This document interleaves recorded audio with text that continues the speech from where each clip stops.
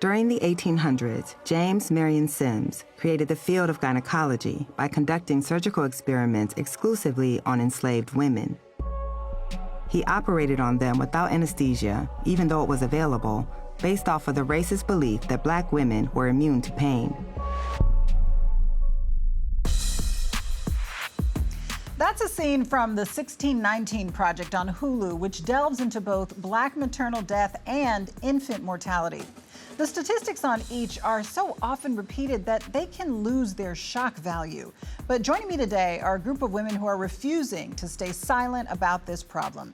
Health equity advocate Wanda Irving and certified midwife Angelina Ruffin-Alexander. Thank you both for being here. So Wanda, I'll start with you because you have a very personal connection to this issue. What happened with your daughter?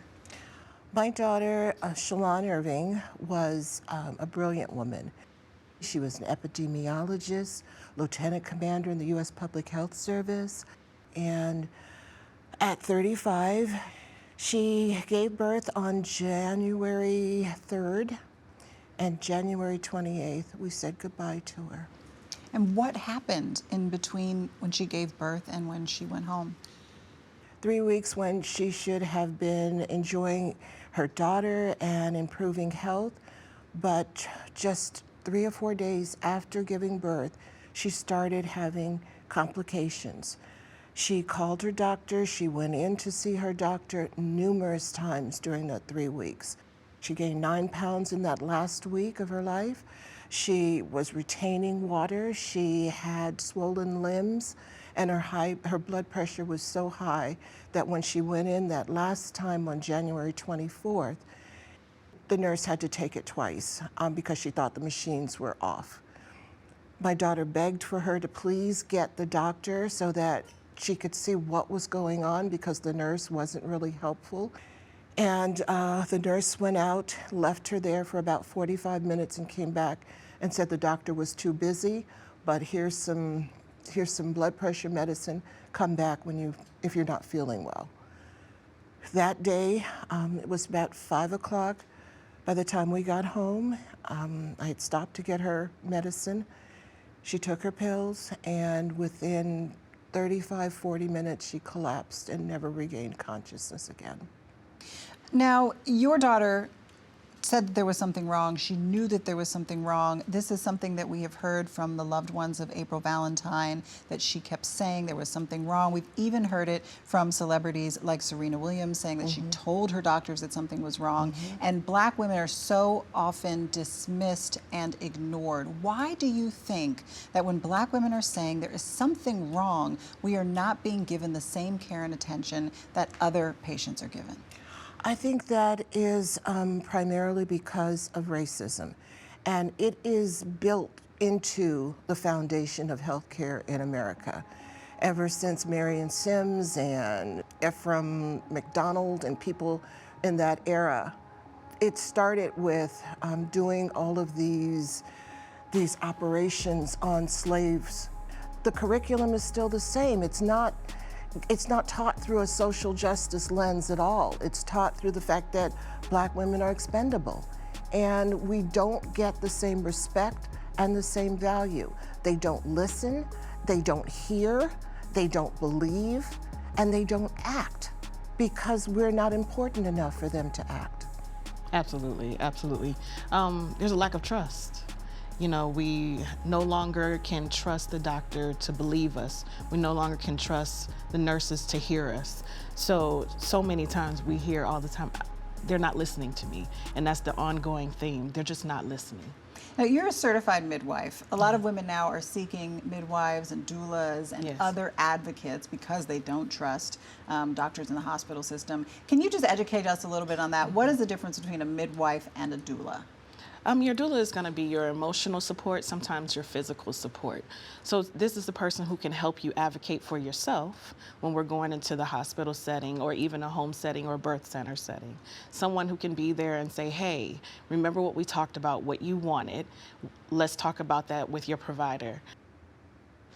Now the midwife She is going to pay attention to your health, more of the medical side of things. So she is catching the baby. She's making sure your labs are correct.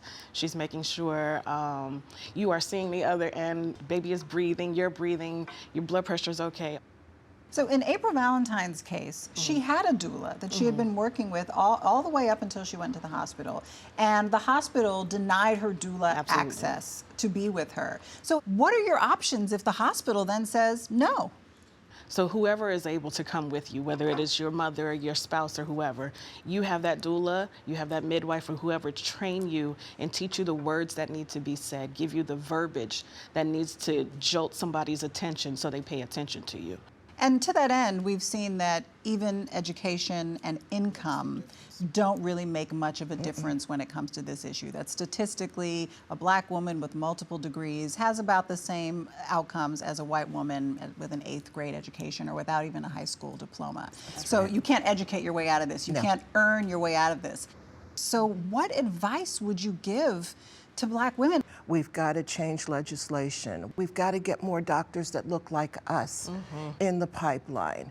We've got to just advocate for perhaps, what would you call it, like a professional code of conduct for doctors, because there's got to be some accountability. There hasn't been. Doctors are killing us, and they're walking away to do it to someone else. They have to be held accountable. Angelina, I want to ask you about solutions. What do you think needs to happen to address this problem? We need more midwives, as we say. Of course, coming from the midwife. But we need more people to listen. And that is first and foremost. And making sure people understand when I'm talking to you, listen to what I'm saying. Don't look at me and already make up your story about what you think is going on. And then more doulas. Accept our doulas, you know, when they're coming in to support us. It's taking work off of you, actually. Now, Wanda, your daughter did not make it, but your granddaughter did, and she just had a birthday. How is she doing? My granddaughter just turned 6, and so she's in kindergarten, which is making it a lot more difficult for her now than it was before. She has me, and she thought, well, that's family. That's what it's supposed to be like.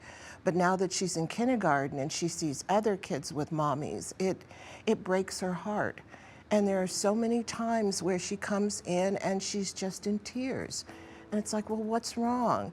And it's, I want my mommy. I miss my mommy. Can I die and go to heaven so I can be with my mommy? It's like, no, baby, you can't. You have to stay with grandma now. Well, why can't I have my mommy? Why did the doctors not protect my mommy? Why didn't they keep her alive so I'd have my mommy too? And it's those kinds of questions that keep me going, that keep me doing what I do, because children deserve to have a mother's love. They deserve to grow up. Mothers deserve to grow up and have their children and to raise their children. I'm 70 years old. I shouldn't be raising a 6-year-old. Her mother should be here doing that. Her mother would have been here doing that if she had been heard, if she had been listened to, if she hadn't been dismissed.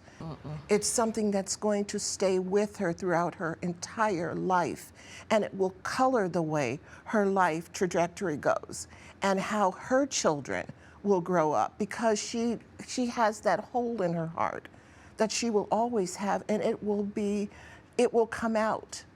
Studies show that it changes the DNA of a child, and that means that her children are going to be affected by the trauma that she's going through now. It's that generational trauma. Absolutely. I am so sorry for what your family has been through, but thank you for the work that you are doing to continue to make this an issue a priority, and thank you for the work that you're doing with so many mothers. Thank you both for your time. Thank you for having us.